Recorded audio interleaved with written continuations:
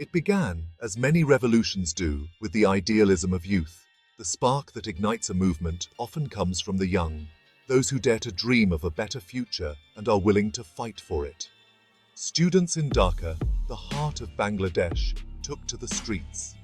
They were not just protesting for themselves, but for the future of their country, for the generations to come.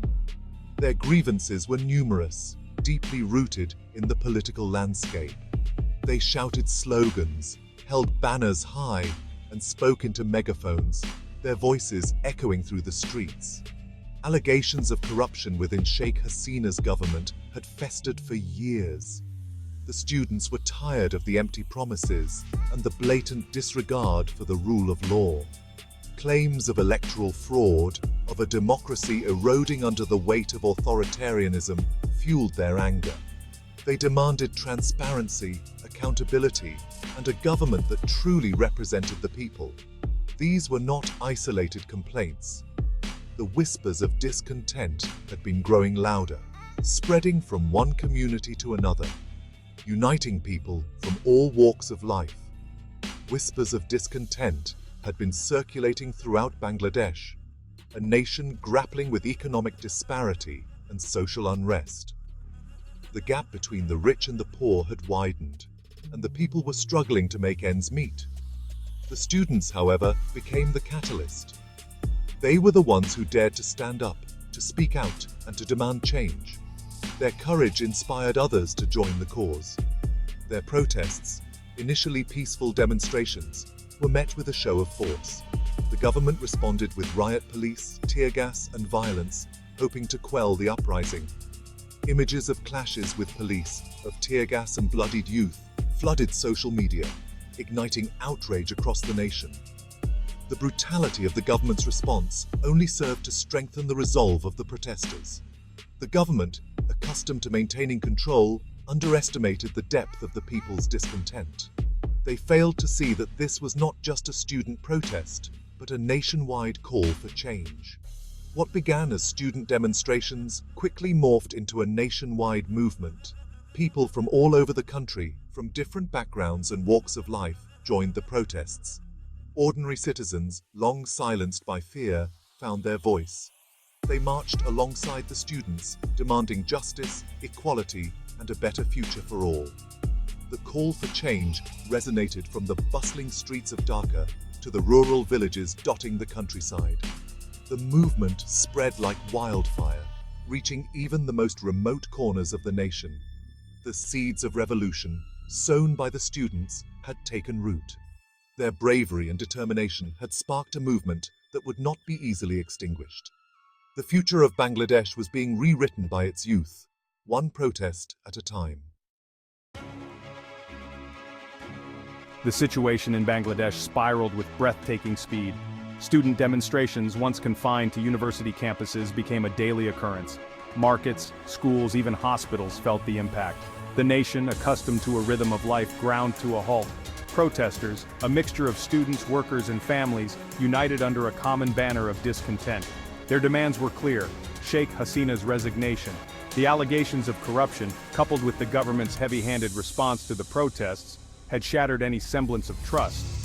Fear, a constant companion in times of unrest, permeated daily life. The vibrant streets of Dhaka, once teeming with activity, took on an eerie silence. The air crackled with tension, the anticipation of what might come next. As days turned into weeks, the protests showed no sign of abating. The government's attempts to restore order, to regain control of the narrative, proved futile.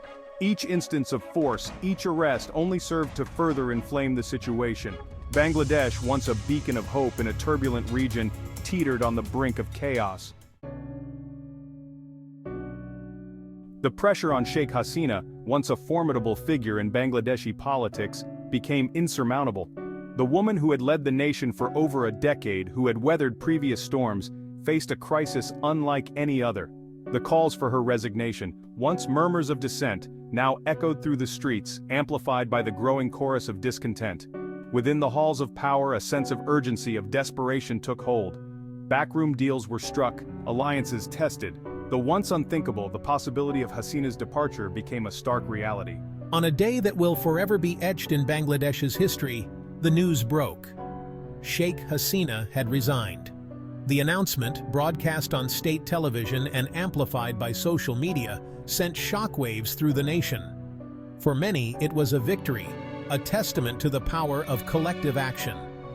Yet, even as celebrations erupted in the streets, a sense of unease lingered. The question now was not if Hasina would fall, but what would rise in her place. Section 4, Exodus, Seeking Refuge on Foreign Shores. This chapter delves into the dramatic and clandestine escape of Sheikh Hasina, a figure whose influence and power once dominated the political landscape of Bangladesh. With her grip on power broken, Sheikh Hasina's movements became shrouded in secrecy. Her departure was not just a simple exit. It was a carefully orchestrated escape, filled with tension and uncertainty. Rumors swirled, each more outlandish than the last. Whispers of her whereabouts and intentions spread like wildfire, creating a cloud of mystery and speculation. Some whispered of a desperate attempt to cling to power, to rally loyal factions within the military. These speculations hinted at a possible coup or a last-ditch effort to regain control. Others spoke of exile, of a hasty departure to a safe haven beyond Bangladesh's borders. The idea of her seeking refuge in a foreign land seemed both plausible and inevitable. Then confirmation came from an unexpected source: India. The news broke like a thunderclap, sending shockwaves through the region.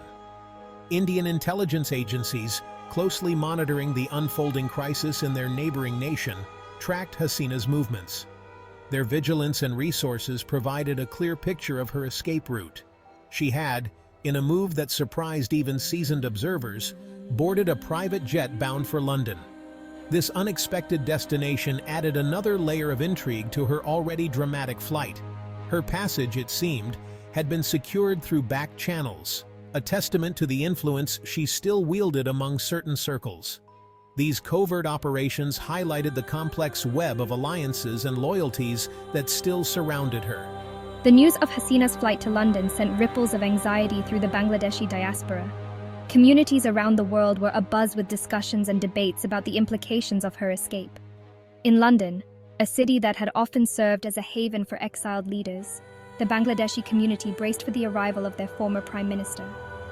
The city's diverse and vibrant population added to the complexity of her new environment. Her presence, a stark reminder of the turmoil engulfing their homeland, was a source of both comfort and concern. For some, it was a sign of hope and resilience. For others, a reminder of the ongoing struggles and uncertainties that lay ahead. Section 5. The Iron Fist. Military takes control. A power vacuum in any nation is a dangerous thing. It creates an environment ripe for chaos, where uncertainty reigns and the rule of law can quickly disintegrate. In Bangladesh, a country with a history of military coups and political instability, it was a recipe for disaster. The nation had seen this before, and the scars of past upheavals were still fresh in the collective memory. As the initial euphoria of Hasina's resignation faded, a new reality set in. The streets that had been filled with jubilant crowds now echoed with uncertainty and fear. People wondered what would come next. The military, long a powerful force in Bangladeshi politics, moved swiftly to fill the void.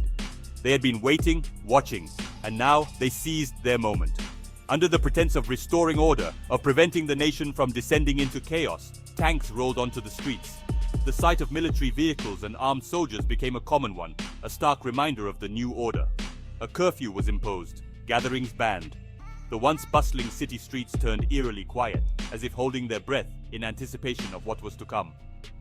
The military, led by a shadowy general whose ambitions had long been whispered about, declared a state of emergency. This general, whose name was now on everyone's lips, had stepped out of the shadows and into the spotlight. The speed and precision of the takeover left no doubt. This was a well-orchestrated plan, executed with ruthless efficiency. Every move seemed calculated, every action part of a larger strategy.